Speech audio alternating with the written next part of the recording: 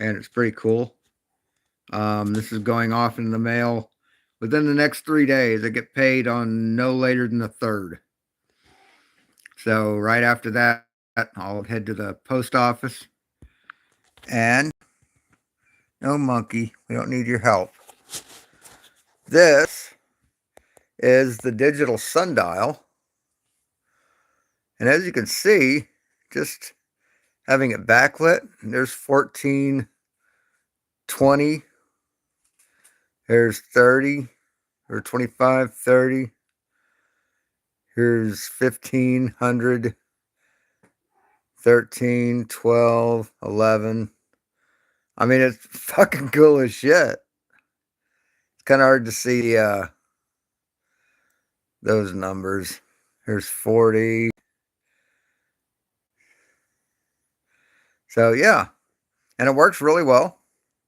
The shadow it casts, it's black with like lit up numbers.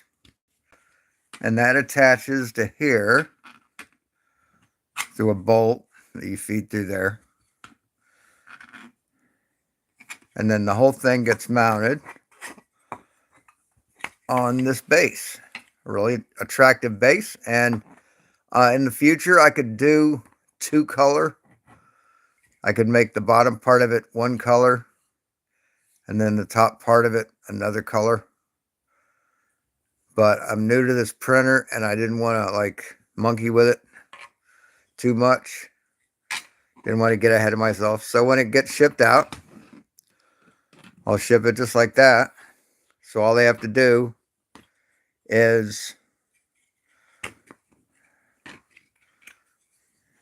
well, actually, I'll probably ship it like that. And then they have to put the bolts into the sides after they mount it to the base through these holes. So, yeah, it's a nice little sundial. I'd like $30 plus shipping and handling. I'll find out how much it is to ship this thing when I ship it on payday. Sorry. And then I'll just add that on to the 30. So it takes a while to print them. And I want to start printing them in PETG. Don't leave, West Side Girl, don't leave this in the sun too long because it might get hot and warp a little bit because it's PLA. It's got a pretty relatively low melting point or softening point. So when I get the PETG, I'll reprint you the thing and then send it off to you no charge. Just because PETG is like, it's UV protectant or UV resistant. It's high temp, high melting point, high softening point. It's really good stuff. Very durable. It's polyethyl phthalate with a glycol modifier. That's what PETG is. And PET, you drink out of PET. But I can print with it. So I'm going to get some PETG filament because I want to do the enraged rabbit carrot feeder, and it requires PETG. I've tried printing it in ABS, and although the fucking results are beautiful, it didn't want to stick to the plate, to the build plate. Like relatively short parts would fall over. It's probably my fault, but I want to do PETG. A lot less chance of warping. It's a little more structurally or dimensionally accurate. But yeah, that's the digital sundial. I can even like skeletonize the base, put like holes, oval holes along it, so it kind of has a skeleton look. I can do that. But the clock's coming along.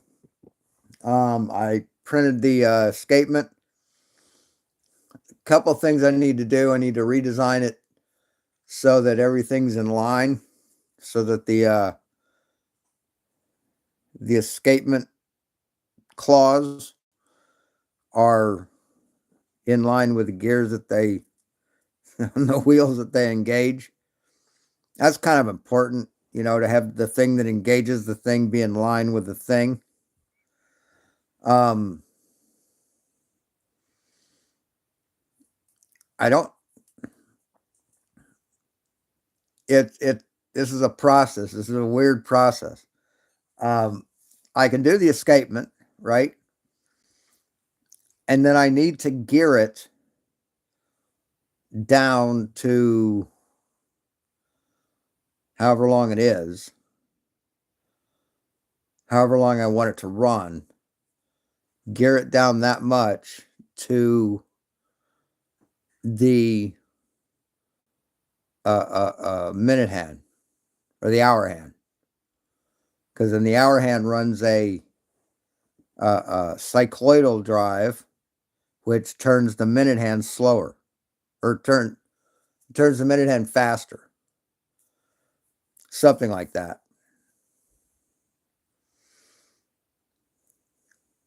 But and the way it does it, it's awesome.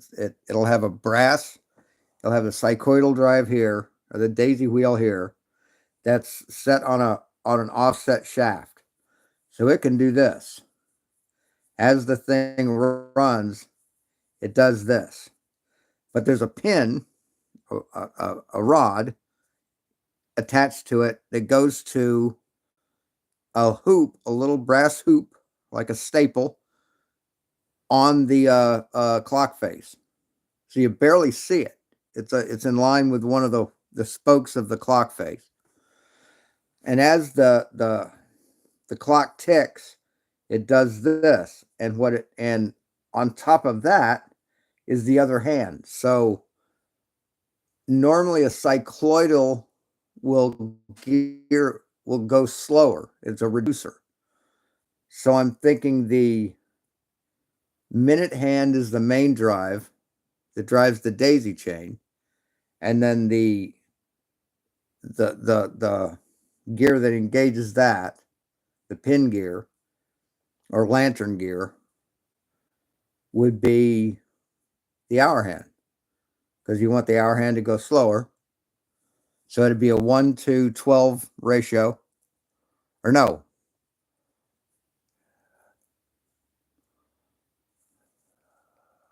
1 to 60, I think. Yeah, 60 minutes an hour. So I have to work that math out. So it's going to be a dual wheel grasshopper escapement, geared to be able to run at least 30 days on a weight lift, which will feed a drivetrain to power a cycloidal drive for the hands. It's gonna be a cool clock, and I'm gonna incorporate brass with it into it. Maybe some carbon fiber.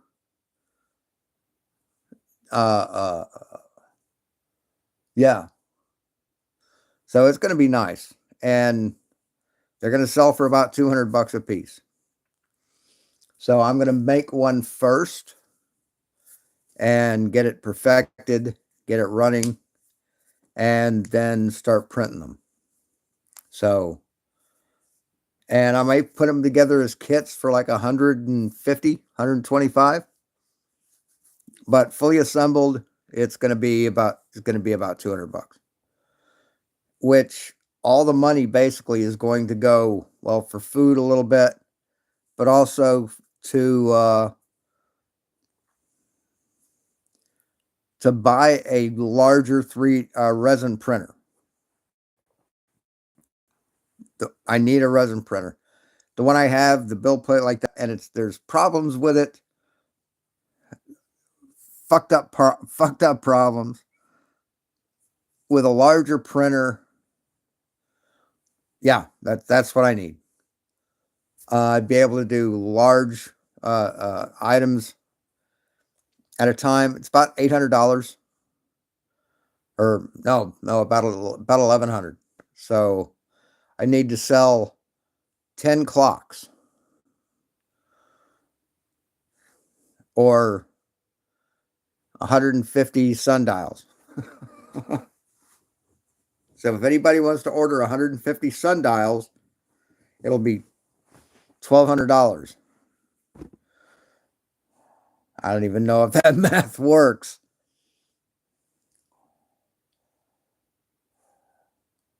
How many did I say? 250? No, that's not even close. That's like $600 or $700. Anyway, that's all I got. I'd also like to build and sell the called a Prusacaster. It's basically a Telecaster that's 3D printed guitar body. I like the Telecaster better, so I'd like to do a Telecaster printed body that's like honeycombed or like a Vernier effect, like irregular holes and like sort of webbing, that kind of thing. Is it Frenier? Can't remember. I can't remember. But yeah, it's a really cool design. But yeah, I've got a lot of things planned with the 3D printer. The Ender probably needs a new control board, so I'm going with a different control board that has separate Z-axes, so I can do tilt level, so I can level the gantry. It's going to have all the axes replaced with linear rails for smoother prints, basically. Instead of riding on plastic wheels on grooves, which can get stuff in there and like create bumps as it rolls. So linear rails on X, Y, and Z axis, a new control board, and version 2 of the Enraged Rabbit carrot feeder and Enraged Rabbit carrot patch or cottontail, which is a 12 unit or 12 color multicolor filament changer. It's gonna be fucking sweet. I printed some parts in ABS and they came out fucking perfect. I need to print a test piece to see how that looks. But yeah, let me know if you watch this in the future. Let me know in the comments what colors you think would look cool together. So look up Enraged Carrot or Enraged Rabbit carrot feeder and look at the thing. It's usually black and red, but it doesn't have to be black and red. I think the version 2 is even red and gray. So I'm kind of going through color schemes in my head just to figure out what would look cool, because I don't want it to look like shit. And eventually I would the printer also will have CAN bus. Yeah, it's 4 wires instead of 12 or 18. So the hot end and everything gets plugged into a little board, which mounts to the hot end or to the tool head.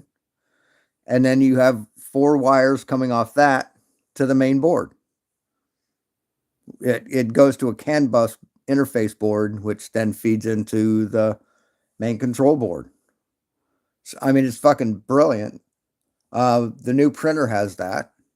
There's only one cable like this big powering the whole tool head.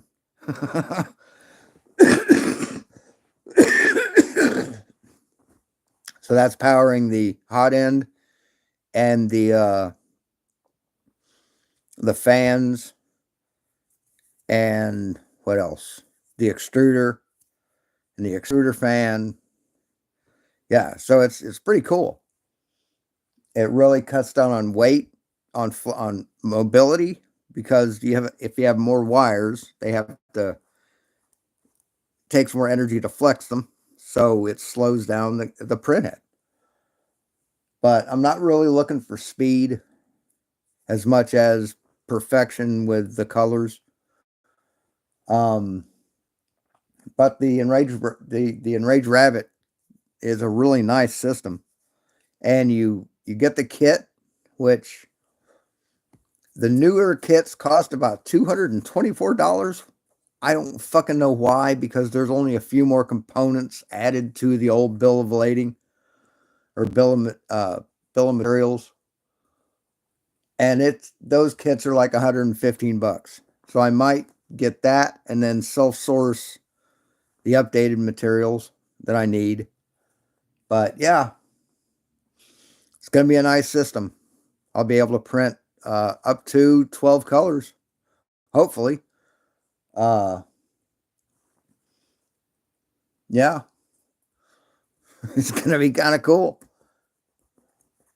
So I have to get the old printer out, flip it over, take the bottom off, and see what fried. And hopefully it's, I don't know, I can get the new main board for like $34 or 24 or something like that, really cheap. So I'm going with a different brand than BTT. It's just it's a drop-in replacement for the Ender, and it runs Clipper, and it has independent Z's, so I could do gantry level. And yeah, I might even put it's like a inductance probe that it just goes back and forth, and the bed moves, and it just scans the whole thing like this, about that quick, and it takes an inductance reading in its path, so it knows exactly how far the bed is from it, and it gives you a bed level. And then when it prints, it uses that as the baseline for its height movement, so you have a perfect bed level. Anyway, I've yacked a lot. I can't smoke anything anymore. I tried taking a little hit of pot, and it fucked me up. I just couldn't. My lungs couldn't handle it. One hit. I mean, I'd have to completely reacclimate myself post COVID to smoke pot again, and I don't need it. I mean, I like being more clear headed, thinking clear. Um, my neighbor did give me some pot butter, which I can eat that, and I don't have to smoke anything, and it's fucking good. And see, the problem is I used to get high all the time by smoking pot. So when I'd eat an edible, like a pot brownie, it wouldn't affect me hardly, because man, I was already fucked up. But yeah, this shit affects me. Um, I put like a teaspoon, like a dollop like this, on in soup tonight, and I'm fucked up. I mean, really high, feeling really nice. Um, but yeah, it's good stuff. So I might just do that. Um, I don't want to get high every day. I mean, I've got stuff to do, and I don't want to revert back to my old ways of just being stoned all the time. So I'll do it on special occasions. I didn't do any pot butter for the last 4 days. So, um, it's nice to kind of save it. But I know now that if I'm downtown and I've got like a spare $10, I could buy a pot brownie and have a little party. So, yeah. So anyway, I've talked for 20 minutes and I'm done. And you guys have a nice night. Talk to you later.